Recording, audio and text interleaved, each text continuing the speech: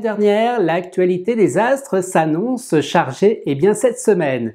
On peut déjà dire que la partie va se jouer avant tout dans le signe du Capricorne, mais on regarde tout cela tout de suite après et le générique.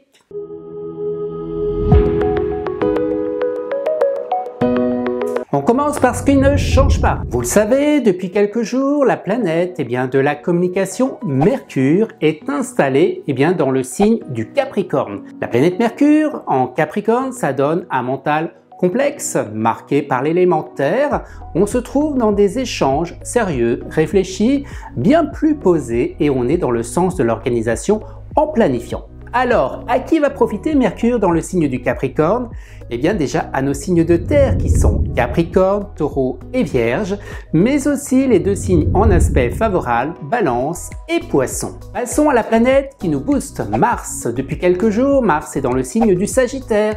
Et lorsque Mars est en Sagittaire, on est poussé par une ambition, on se montre plus audacieux, on explore de nouveaux horizons. Alors, à qui va profiter Mars en Sagittaire? Déjà à nos signes de feu, les Sagittaires, les Béliers, les Lions, mais aussi les deux signes en aspect favorable, Verseau et Balance. Maintenant, il est temps de regarder ce qui va changer cette semaine.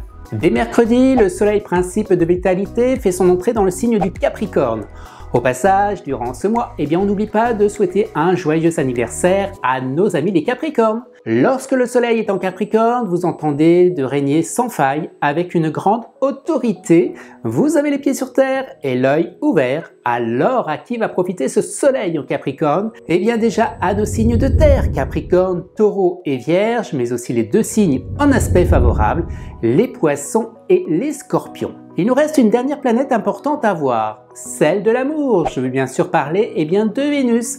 Depuis quelque temps, Vénus circule dans le signe du Capricorne, mais cette semaine, Vénus sera en mode rétrograde, et ce jusqu'au 20 janvier. Vénus entame une rétrogradation tous les 18 mois.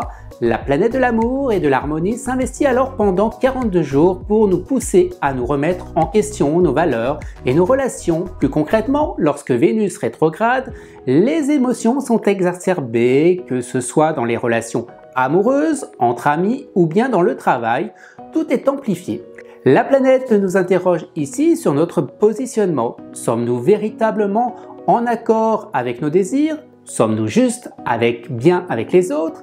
A-t-on des peurs ou des certitudes sur lesquelles nous voulons ou nous avons besoin de travailler? Avec Vénus en mode rétrograde, vous êtes invité à donner plus de sens à l'amour. Alors, à qui va faire ces effets de Vénus? Déjà à nos signes de terre, Capricorne, Taureau et Vierge, mais aussi les deux signes en aspect favorable, les Poissons et les Scorpions. Voilà, je vous l'avais dit, cette semaine s'annonce chargée du côté de nos planètes. Si vous le souhaitez en savoir plus sur votre tendance astrologique de cette semaine, selon votre signe, vous pouvez retrouver mes prévisions astrologiques directement sur mon site internet et sur mon Instagram. Je vous souhaite de passer d'excellentes fêtes de Noël.